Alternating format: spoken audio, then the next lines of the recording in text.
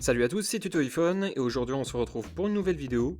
Une vidéo sur la nouvelle mise à jour iOS 13.5. Allez, c'est parti. iOS 13.5 est finalement sorti au grand public. iOS 13.4.5 était la première bêta, mais iOS 13.5 a pris les devants, sans doute pour son importance. Nouveautés, fixes et autres, nous allons voir ça tout de suite dans cette vidéo.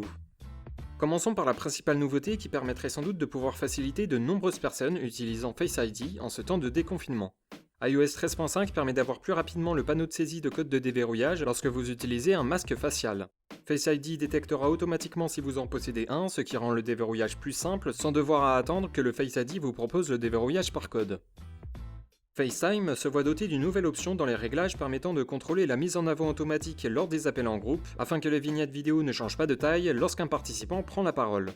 Vous pouvez activer ou désactiver cette option depuis les réglages, dans FaceTime, puis dans l'option mise en avant automatique.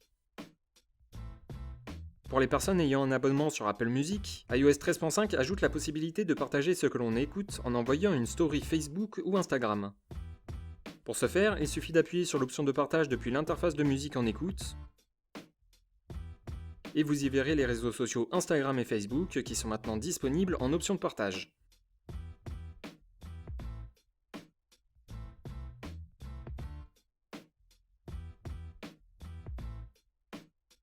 Depuis les réglages, Général, puis Informations, des détails sur l'expiration de la garantie sont disponibles pour tout le monde. Cette information était disponible seulement lorsque l'appareil était sous garantie, donc que la garantie soit expirée ou non, l'information est dorénavant bien présente à tous. On continue avec l'API de notification d'exposition au Covid-19. Cette option se situe depuis les réglages, puis dans Confidentialité, dans Santé, et enfin dans l'option définie au Covid-19. Apple et Google se sont alliés pour une API de traçage des contacts avec des outils mis à disposition aux autorités de santé.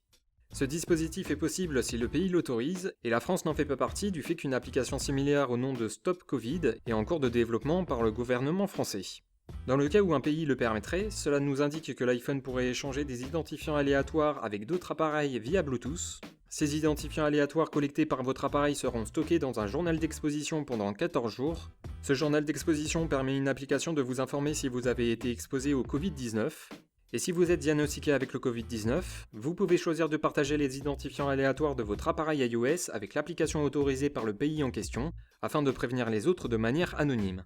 Plus d'informations sont disponibles en appuyant sur l'option En savoir plus, mais encore cela reste utile dans le cas où votre pays l'autoriserait en attendant qu'une application sorte à cet effet.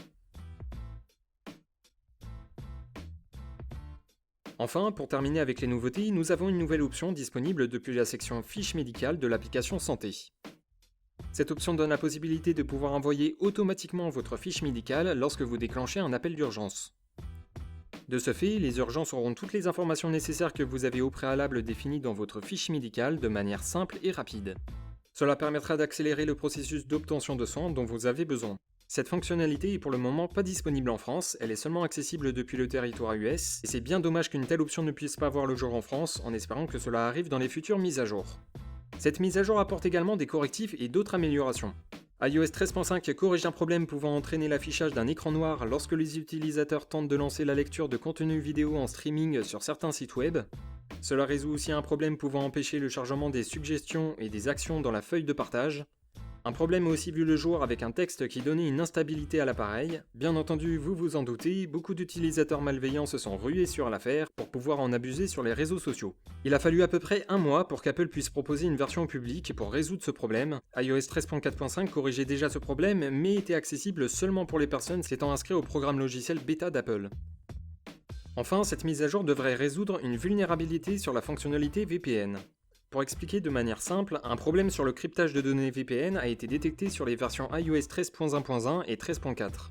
La sortie d'iOS 13.5 au public n'indique pas si le problème est résolu, mais la source ayant détecté cette vulnérabilité donnera suite à des résultats dès que possible. J'indiquerai les retours en commentaire épinglé. Passons à la batterie et aux performances. La fluidité est bonne comme sur les précédentes versions. Il y a sûrement eu quelques améliorations sur la rapidité pour une première impression. Aucun éventuel problème d'instabilité est visible sur l'utilisation et les performances restent stables. Et enfin, pour ce qui est de la batterie, celle-ci affiche aucun problème. Un sondage a été mis en place à cet effet pour avoir un ensemble général sur plusieurs modèles d'appareils iOS. Et voilà, cette vidéo est maintenant terminée, j'espère qu'elle vous aura plu. Si c'est le cas, n'hésitez pas à laisser un petit pouce bleu ou à partager la vidéo. Vous pouvez aussi laisser un commentaire pour tout renseignement, je suis disponible aussi sur Twitter en cas de réelle nécessité. C'était Tuto iPhone, à la prochaine, salut salut!